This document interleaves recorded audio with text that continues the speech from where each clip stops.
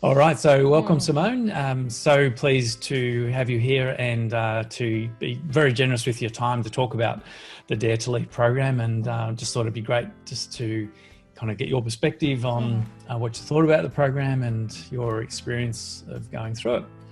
Thanks, so welcome. Phil. Thanks, Phil. Great to be here. Delighted to be here. Excellent. Talk about this program. So I thought, just by way of kicking off, could you just tell me a little bit about your role, please, and Sure. what that's about? Absolutely. So I work for an education company called Pearson. It's a global organisation, and my role with Pearson is Asia Pacific wide. So I really have a kind of a view of the geography across Asia. There's 13 countries in Asia, but I also have a reporting line through to an international markets HR sort of organisations. So a typical multinational matrixed organisation with many different stakeholders. Yeah, and not a small company either, 20,000 plus, I think you're saying. Yes, indeed. Yeah, very, very strong. One of the largest organisational education companies in the world. It's amazing. Yeah, very, very strong. But it's diversified over time. Pearson used to own Penguin Books. Oh, okay. Are you familiar with the Penguin brands? Yes. Financial Times. So it's had many different sort of strategies around business units that it's held in the past, and now we're purely focused on education. Excellent. Yeah. So it sounds like it is an iconic company, and one it feels like I've kind of grown up with, almost, at least as a young adult. Pearson is kind of one of those names that just kept coming up. So yes, if you've ever done any study, hopefully you have heard of Pearson. Yes. Because we do spend a lot of time in higher education. Yeah. And schools. Excellent. So thinking about Dare to Lead and what this kind of conversation is about, I guess I'm interested in, why did you want to do the Dare to Lead program with the Leadership Sphere in the first place? What was the attraction for you? Well, obviously, I think I'm familiar with Brené Brown's work, and a number of my colleagues and I actually went to see her last year when she was out in Australia through the Growth Faculty. And I think we're an organisation, and currently in my role, obviously we're thinking about how do we humanise our workplace at the same time that we embrace all of the AI and technology and all of the opportunity that brings to modernise, our workplace and drive value. So we have this natural tension between human and technology.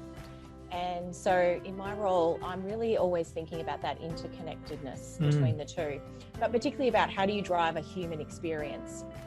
And so I think Brené's work really talks to that question for me. And we have a little bit of a mantra, it's people, customer, results, and really thinking about building our leadership capability. And I think her work is very strong in this area. So that was one of the reasons that I sort of was driven to Dare to Lead. And I've picked up a couple of her books. We love her videos. Yeah, they're fantastic. Her unique videos. Yeah. And I think it's her authentic kind of delivery of those topics that really made me think, okay, well, let's really understand this in a lot more detail. And I think what attracted me about her work in the first place, and I've been following her work for several years now, and obviously then got certified last year to run the course, but is, as you say, her presentation style and the storytelling, her research and the robustness of that, and then the focus on leadership. And for me, it's a really nice way to frame it, the human, humanising the workplace, but with AI, it's such a new frontier as well, isn't it? And how do you, I think it's so many unknowns for companies globally about how do you kind of blend those two things together. Absolutely. And how do you get the best out of both? Because we have a dominance at the moment of our workplaces. Obviously everyone is digitally transforming. So, but I think it's also, we've got a human transform as well at the same time. So I think her work sort of speaks to that piece for me. Anyway. Excellent. Thank you. So I guess I'm curious as to what your experience was like, and what was it like being part of the program? What were some of the things you maybe took away from it, and kind of what differences it made to you in your role? Yeah, absolutely. So the experience of the program was really, really strong. I mean, I loved we had a sort of a weekly cadence. The way that the program is structured, where you read a chapter and you read it sort of deeply and focused, and then you come back and you pull that apart and sort of talk about it. What does it mean for you? So in terms of thinking about how adults learn, I think it was chunked nicely. It was a good pre-read experience in the moment, and some post-work as well. So I really liked the design, the online feature. I think it was a place where we look forward to every week to come and learn from other people's experience. The cohort were very diverse from different backgrounds, and that actually gave the richness to the conversation and the discussion. So I felt that having a diverse peer-to-peer learning group was also one of the really strong features of the course, and hearing other people's experiences that are, while they're different, they're very similar. So that's what I really loved about the program. I think the experience, the diverse teams, the facilitation, I have to say that. You have to say that. You're speaking to one of them. Yeah, absolutely. But diverse team of facilitators, the enthusiasm and the depth of knowledge, and the skill in having to bring a diverse group together with different contexts and backgrounds and experiences. I think there's a skill to that as well. So the whole experience was very, very exciting, and to me, to get out of my day job for a bit. Exactly. So I guess and then at a personal level, what maybe was, and just share whatever level you're comfortable, but one or two personal insights for you. Yeah, I've been studying leadership for a long time, been very interested, led a lot of leadership development programs in my time as the HR director, and responsible for leadership development. Yeah. And I think I thought that I would find it a little bit easier. Okay. And I think intellectually, the concepts, are very researched and brought together well. But I think, there's an emotional journey in this course that is very strong as well. And it really gets you to think deeply about you as a human being, and your strengths and your areas for development, and where you can really become a better colleague, I think, and a better person to work with in a workplace. So I was struck by the personal impact that it had on me, which I wasn't expecting. I thought I would love the content, but I think it was sometimes I struggled as well with some of the concepts and coming to terms with them. So it stayed with me is the other piece. And I love my Dare to Lead book. I often go back to it and sort of, what did I say, and what did I do I still think that? Do I still feel that way? So I think that's been a great experience for me, because you're growing as a human being. It's interesting, Simone, you're not the first one to say that. We've had other people who have said, you know what, I've read the Dare to Lead book so many times. I listen to the audio book on the way to work. I used to when I could drive, and I've even taught some of it, but fundamentally, I don't think I actually kind of owned it, and I didn't actually change the way I relate to people, or the way I teach, or the way I lead. And yet, having gone through the course, it kind of, in a very structured way, allowed me to really do things differently and in a much better way. So it's interesting that people have that experience. Not a surprise, by the way, but I think it's fantastic. Yeah. Who would think that you have to become more human? That's right. Yeah, so what? But workplaces do have this persona, and to some extent it's true that you go into a workplace and they, how do you, one of the things that I'm interested in is how do you make it a better experience, and how do you make it a better experience for people? But it really does start with your own leadership experience and how you become a better person. So I think there's a lot to be learned and gained from this course, and I think it's come at a time where it's really relevant at this time as organisations are trying to figure out what's the next move.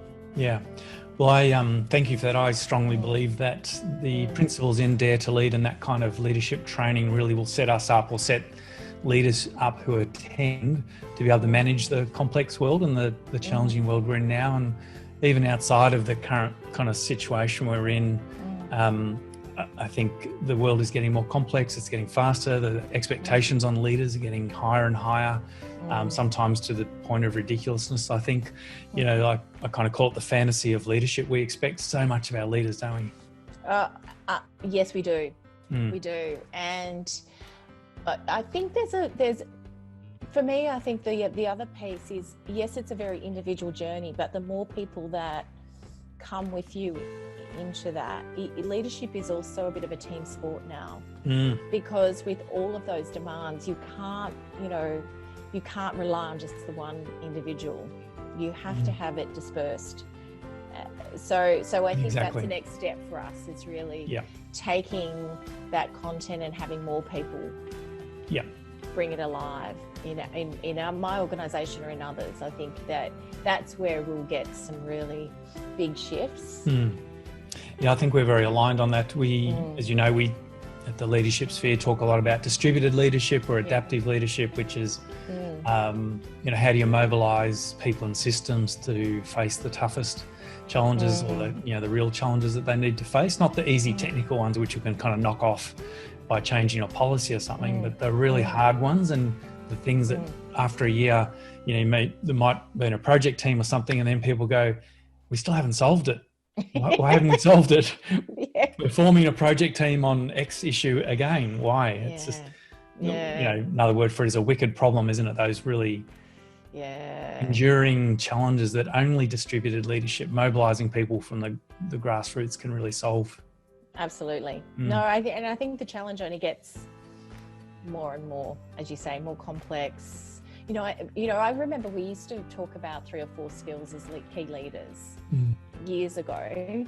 And now we talk about, a 16, 17 capability model. And, how do you get that in one person? You simply don't. No, I completely agree. So, it's understanding how you can use your leaders and build a leadership system.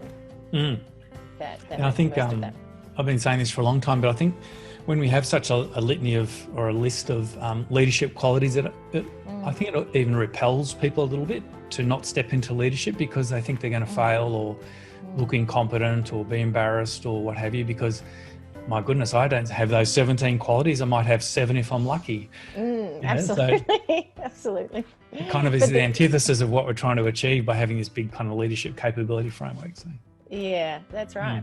And maybe that's coming back to Brené's work, is that she's really clear about what those skills are that she's trying to develop. And so you can get, put simply, but actually takes a bit more effort and depth to bring them alive. So the list is not long, but the depth is. Yes.